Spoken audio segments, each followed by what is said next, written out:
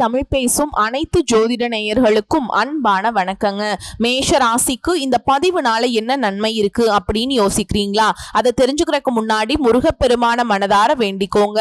நீங்களும் நான் சொல்ற மந்திரத்தை 3 முறை சொல்லிக்கிட்டே உங்களால முடிஞ்சதுன்னா கமெண்ட் பாக்ஸ்ல ஒரு முறை கமெண்ட் பண்ணுங்க. ஓம் முருகா போற்றி, ஓம் முருகா போற்றி, ஓம் முருகா போற்றி.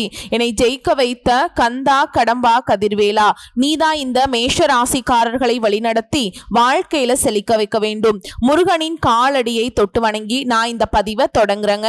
தினமும் உங்களுக்கு கிரகநிலை மாற்றத்தால் வரக்கூடிய சுப பலன்களை அறிய கட்டாயம் சப்ஸ்கிரைப் பண்ணி பெல் பட்டன் அப்புறம் ஆல்னு ஆப்ஷன் இருக்கும், அதையும் கொடுத்து வைங்க.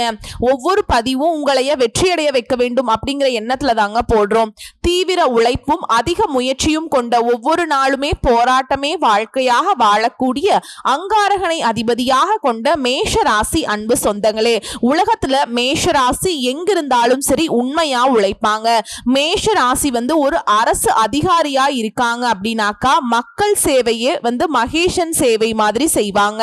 ஒரு ஆபீஸ் இருக்கு அப்படின்னாக்கா மேஷ ராசியை சேர்ந்தவங்க யாராவது இருக்காங்க அப்படின்னாக்கா மற்றவங்களுடைய வேலையை சரிவர செய்ய முடியல அப்படின்னாலும் அந்த இடத்துல அவங்களுக்கான உதவியும் செய்வாங்க. என்ன கொஞ்சம் கோபம் மட்டும் வரும், உண்மையா உழைக்கிறாங்க இல்லையா? உண்மையான உழைப்பு இருக்கிற இடத்துல கோபம் வரும் இல்லையா? அதே போல தன்னுடைய உழைப்புக்கான அங்கீகாரத்தை தேடுவதில் முதன்மையான ராசி இந்த மேஷ ராசி.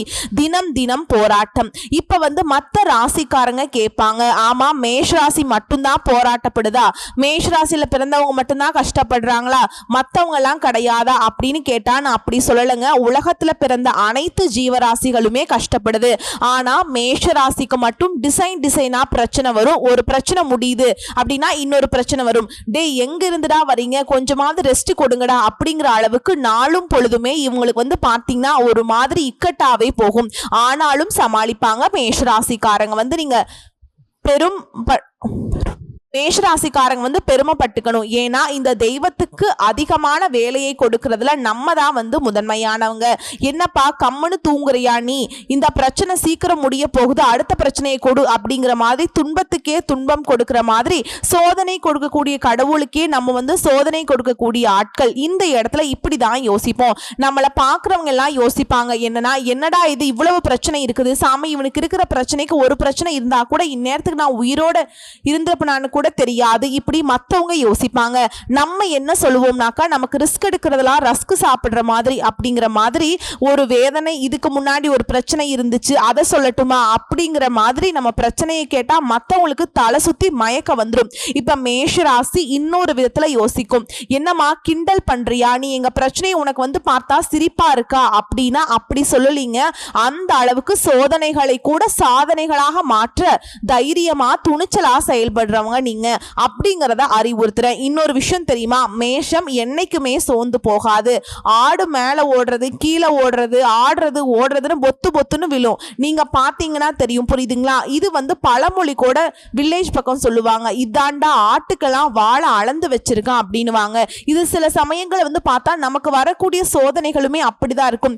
நம்ம சுத்தி இருக்கவங்க கிட்ட கேட்டு பாருங்க, டே நான் எப்படிப்பட்டவன்டா அப்படின்னு கேட்டு பாருங்க, டே உனக்கெல்லாம் இவ்வளோ பிரச்சனை இருக்கும் போதே இந்த பேச்சு பேசுற அப்படின்னு மத்தவங்க பேசியிருப்பாங்க. சோ இப்படி இருக்கக்கூடிய நம்ம நேரம் காலம் நல்லதோ கெட்டதோ உண்மையா உழைப்போம், தெய்வத்தின் மீது நம்பிக்கை, யாருக்கும் துரோகம் பண்ண மாட்டோம். சோ அப்படி இருக்கிற பட்சத்துல நாளும் பொழுதும் என்ன நமக்கு தெரியாம போச்சு இல்லையா, நாளும் பொழுதும் நல்லதா இருந்தா பிரச்சனை கிடையாது. ஏதாவது கொஞ்சம் அப்படி இப்படி இருந்துச்சுன்னா கொஞ்சம் தெரிஞ்சு போவோமே, நாமளும் கொஞ்சம் எச்சரிக்கையா இருப்போமே. இது நாள் வரைக்கும் போதுமே, பட்ட கஷ்டங்கள், மேலே இருந்து குதிச்சோம், அங்க பார்த்தோம்னா செடி கொடி இருக்குதுன்னு குதிச்சோம், அங்க பார்த்தா பெரும் பள்ளம் இருக்கு. வாழ்க்கை இத்தனை நாள் வரைக்கும் அப்படிதான் விளையாடுற மாதிரி விழுந்து விழுந்து விளையாடுற மாதிரி வாழ்க்கையில பெருத்த அடி, துரோகம், தோல்வி, ஏமாற்றம், இந்த மாதிரி யாரை நம்புறது யாரை நம்ப கூடாது இது கூட நமக்கு தெரியறது இல்ல. அதே போல என்ன செய்யணும் என்ன செய்யக்கூடாது நமக்கு தெரியறது இல்ல. நேரம் காலத்தை கூட விட்டுருங்க, சூழ்நிலையை கையாள தெரியறது இல்ல. வெட்டு ஒண்ணு துண்டு ரெண்டு, கரெக்டா போய் ஏமாத்துறவங்க நம்ம பழகுவோம், கரெக்டா போய் ஏமாத்திடுவான். கிட்டதான் வந்து பாத்தீங்கன்னா நம்ம பழக்க வழக்கமே இருக்கும், இந்த ஏமாத்துறவங்க கிட்டதான். ஓகேங்களா, புரியுதுங்களா? ஸோ என்னதான் பண்றது? இந்த கேள்வி உங்களுக்கு ரொம்ப நாளா இருக்கு, ஏமாந்ததுக்கு அப்புறம் தான் தெரியும். ஆமா இல்ல, அன்னைக்கு அந்த அப்படி பண்ணான்ல, அன்னைக்கு அந்த பொம்பளை அப்படி பண்ணுச்சுல்ல, இப்படி நடந்து முடிஞ்சதுக்கு அப்புறம் தான் யோசிப்பீங்க. ஸோ இது ஒரு பிரயோஜனம் கிடையாதுங்க. கண்ணு கெட்டதுக்கு அப்புறம் சூரிய நமஸ்காரம் எதுக்குங்க? அந்த மாதிரி கணக்காதான் இருக்கு. ஸோ இப்படி மேஷ ராசி ஏமாறுறீங்க, தோல்விகளை சந்திக்கிறீங்க, இதெல்லாம் இருக்கக்கூடாது. அதனால தான் இந்த ஐப்பசி மாதம், இந்த தமிழ் மாதம் மேஷத்திற்கு எந்தெந்த கிரகங்கள் எங்கெங்க உட்கார்ந்துருக்காங்க அதை வச்சு கணக்கிட்டு எந்த விஷயங்களுக்கு சாதகமாக இருக்கும், எந்தெந்த விஷயங்களுக்கு பாதகமாக இருக்கும், பாதகமாக இருக்கிறத எப்படி வந்து சரி கட்டுறது, எந்த தெய்வத்தை வழிபாடு செய்யறது, எப்படி வழிபாடு செய்யறது, எந்தெந்த விஷயங்கள்ல கவனமாக இருக்கிறது, எந்தெந்த உறவுகள் கிட்ட கவனமாக இருக்கிறது, அதிர்ஷ்டம் தரக்கூடிய விஷயங்கள் என்ன, அதிர்ஷ்டம் தரக்கூடிய தெய்வங்கள் என்ன, அதிர்ஷ்ட எண்கள், நிறங்கள் எல்லாத்தையுமே தெளிவாக பார்த்துடுறோம்.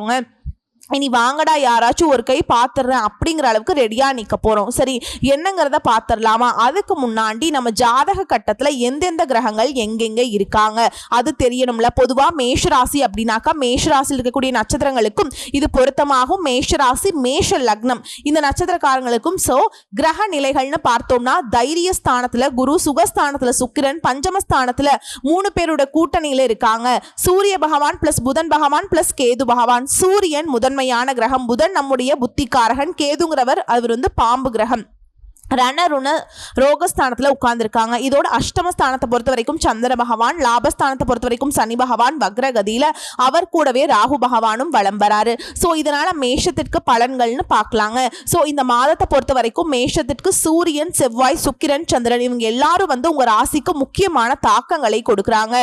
சனி, ராகு, கேது இவங்க சில சவால்களை கொடுத்தாலும் உழைப்பால பெரும் வெற்றியை உங்களுக்கு தரப்போறாங்க, ஆதரவு கொடுக்க போறாங்க. இதனால உழைப்பு அதிகமானால் அதற்கேற்ற பலனும் நல்ல முறையில கிடைக்கும்ங்கிறதே உறுதி. இப்ப வந்து மேஷராசி யோசிக்கும், அது சரி சூரியன் வெளிச்சத்தை கொடுத்துருவாரு, சந்திரன் மனநிலையை சரி செய்யக்கூடியவர், சுக்கிரன் அதிர்ஷ்டத்தை கொடுக்கக்கூடியவர், செவ்வாய் என்னுடைய அதிபதி, இவங்க 4 பேரும் எங்களுக்கு வந்து பாத்தீங்கன்னா பெருசா நல்லது பண்ண மாட்டாங்களா அப்படின்னு சொல்லிட்டேமா, இவங்க மற்றவங்க தான் நல்லது பண்ணுவாங்க அப்படின்னு சொல்லிட்டே, அதெல்லாம் ஒன்றும் இல்லைங்க. பெரும்பாலும் நம்ம வந்து பயப்படக்கூடிய கிரகமே ராகு, கேது, சனி பகவான். அவங்க 3 பேரும் உங்களுக்கு சாதகமாக நிற்கிறாங்களாலே அப்ப மத்தவங்க எல்லாம் கை கட்டி வேடிக்கை தான் பார்க்கணும். ஓகேவா? சிறப்பா சொல்லணும்னா மேஷராசிக்கு அதிர்ஷ்டத்துக்கு மேல அதிர்ஷ்டம், தங்கத்தை குவிக்கக்கூடிய யோகம். சூரியன் கன்னி ராசியில அமர்ந்து இருக்கிறதுனால முன்னோர்களை நினைச்சு நீங்க வழிபாடு செஞ்சீங்கன்னா அனைத்து நன்மைகளும் கிடைக்கும். இந்த ஐப்பசி மாதத்துல மேஷராசியில கிடைக்கக்கூடிய பலன்களை பத்தியும் இப்ப தெளிவா பார்க்கலாம். மேஷராசி சுக்கிரன் அமர்ந்திருக்கிறப்போ ஐப்பசி மாதம் பிறந்திருக்குங்க. இதனால குடும்பத்துல மகிழ்ச்சி பெருகும், கணவன் மனைவிக்கிடையே நெருக்கம் அதிகமாகும், பிள்ளைகளால மனதிற்குள்ள நிம்மதி கிடைக்கும், பழைய வீட்டை கொடுத்துட்டு புதுசா வீடு வாங்குவீங்க அந்த எண்ணங்கள் வரும். அதே மாதிரி நாளுக்கு நாள் தங்கம் விலை கூடுவதால பிள்ளையுடைய எதிர்காலத்துக்கு தங்கம் வாங்குறது, தங்கத்துல முதலீடு செய்யறது, இது போன்ற யோகம் உண்டாகும்.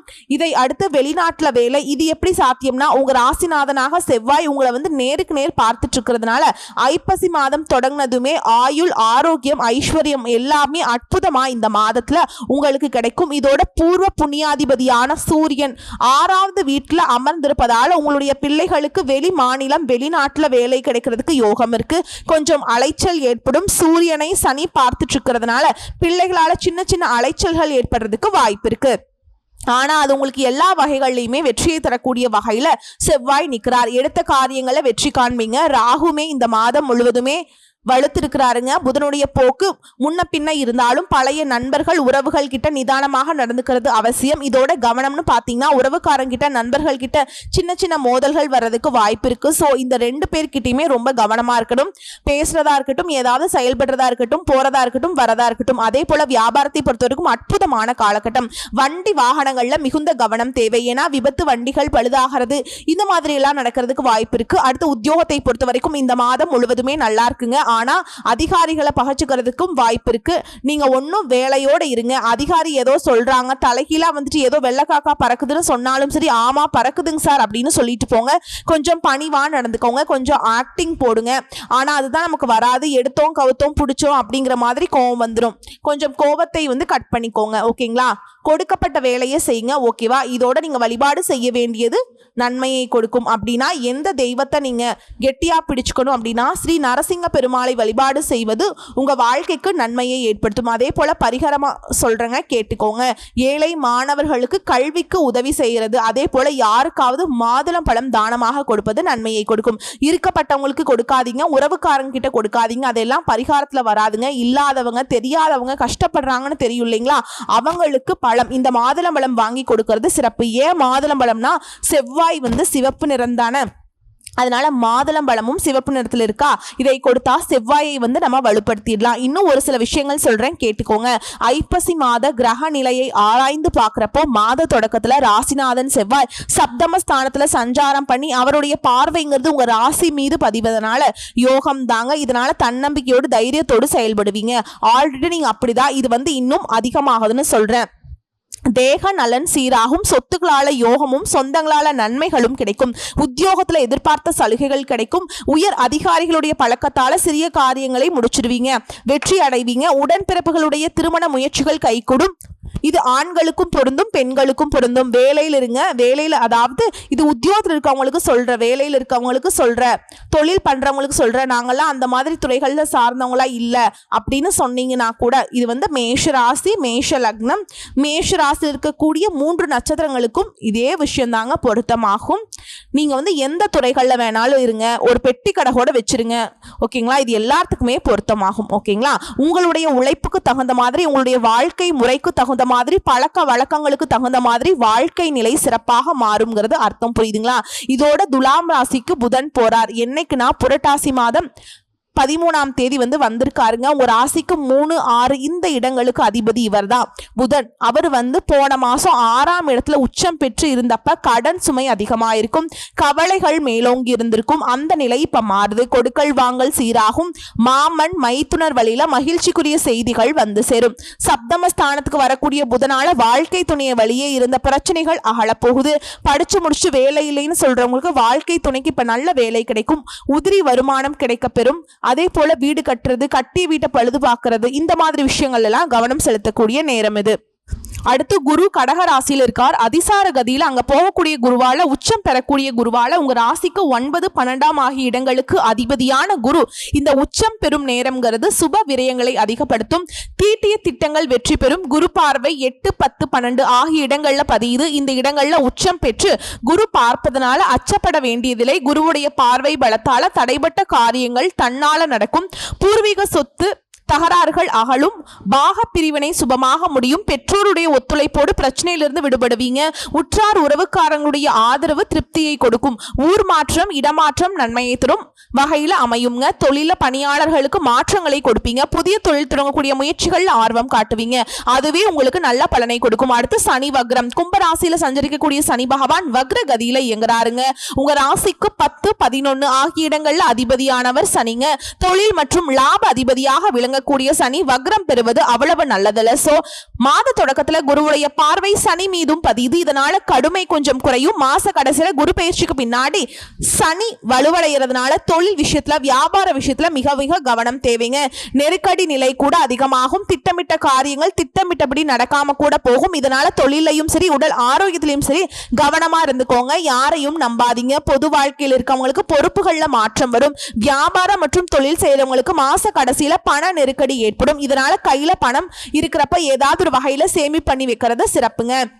இந்த வேலையில் இருக்கீங்க, உத்தியோகத்தில் இருக்கீங்க, தனியார் துறையா இருக்கட்டும், அரசாங்க துறையா இருக்கட்டும், உங்களுக்கு இடம் மாறுதல் மனசுக்கு திருப்தியை கொடுக்குங்க. ஓகேங்களா. இடமாறுதல் வரதுக்கு வாய்ப்பு இருக்கு. முடிஞ்ச அளவுக்கு ரெடி ஆகிக்கோங்க. அதே போல கலைஞர்களுக்கு எதிர்பார்ப்புகள் நிறைவேறுவதில் குறுக்கீடு வரும். மாணவ மாணவிகளுக்கு கல்வியில் அக்கறை தேவை. பெண்களுக்கு குடும்ப பொறுப்புகள் அதிகமாகும். பிரச்சனைகளுக்கு மத்தியில வாழ்க்கை சக்கரம் அப்படிங்கிறது சுழண்டுகிட்டே தாங்க இருக்கும். சமாளிச்சிருவீங்க, பயப்பட வேண்டாம். இதோட உங்களுக்கு பண தேவைகள் பூர்த்தியாகக்கூடிய நாட்கள் சொல்றேன், நோட் பண்ணிக்கோங்க. அக்டோபர் மாதத்துல 29, 30, நவம்பர்ல 5, 6, 10, 11, 15, 16 இந்த நாட்கள பண தேவைகள் பூர்த்தியாகும். இன்னும் ஒரு சில விஷயங்களை தெளிவா சொல்றேன், கேட்டுக்கோங்க. இந்த மாதம்ங்கிறது நீங்க நல்ல பலன்களை அனுபவிக்க போறீங்க. நீங்க மனசுல மகிழ்ச்சி அடையக்கூடிய சம்பவங்கள் நடக்கும். மன கவலை குறையும். எல்லா வகையிலுமே சாதகமான பலன் கிடைக்க போகுது. கொஞ்சம் கூடுதல் கவனம் செலுத்திக்கணுங்க. எதை செஞ்சாலும் சரி திடீர் செலவு வரும். நம்ம நினைச்சது நடக்காம போறதுக்கு வாய்ப்பு இருக்கு. பயணங்களால தடை வரும். ஆனாலும் எதுவும் பாதிப்பு தராதுங்க. தொழில் வியாபாரங்கள்ல கூடுதல் லாபம் கிடைக்கும். தன்னம்பிக்கை ஏற்படும். சரக்குகளை வாடிக்கையாளர்கள்கிட்ட அனுப்புறப்ப கவனம் தேவை. உத்தியோகத்துல வீண் அலைச்சல் சந்திக்கக்கூடிய சூழல் வருங்க. ஆனா உங்களுடைய அலுவலகத்துல உங்களுக்கு கொடுக்கப்பட்ட வேலையை முடிப்பீங்க. நல்ல பெயர் கிடைக்கும். குடும்பத்துல வெளிநபர்களால குழப்பங்கள் வரும். சொந்த விஷயங்களுக்கு அடுத்தவருடைய ஆலோசனை கேட்கறத தவிர்க்கிறது நல்லதுங்க. கணவன் மனைவியும் ஒருத்தருக்கு ஒருத்தர் மனம் விட்டு பேசுவீங்க. இடைவெளி குறையும். உங்களுடைய 2 பேருக்கும் நடுவுல மற்றவங்களை வந்து பேச விடக்கூடாதுங்க. பெண்களை பொறுத்த வரைக்கும் எதை செய்தாலும் சரி கூடுதல் கவனம் தேவை. கலைத்துறையில் இருக்கீங்க, கொஞ்சம் அலைச்சல் வரும். நிதானத்தை கடைபிடிக்கணும், கோபத்தை குறைச்சிக்கணும். இதனால காரியங்கள்ல வெற்றி உண்டு. அரசியல் துறையில் இருக்கீங்கன்னா நீங்க அலைச்சலை குறைச்சிக்கிறது நல்லது. எல்லா வகையிலுமே நன்மைகளை கொடுக்கும். மற்றவங்களுக்கு உதவி செய்ய போய் உபத்திரம் வரதுக்கு வாய்ப்பு இருக்கு, அதையும் கொஞ்சம் பார்த்துக்கோங்க. அதே போல கல்வி பணிகளை பொறுத்த வரைக்கும் மேன்மை அடைவீங்க. இருந்தாலும் கவனத்தோடு படிக்கிறது அவசியம். ஒட்டுமொத்தமா இந்த மேஷ ராசிக்கு இந்த ஐப்பசி மாதம் பாதிப்பை கொடுக்கல, பாதகத்தை கொடுக்கல.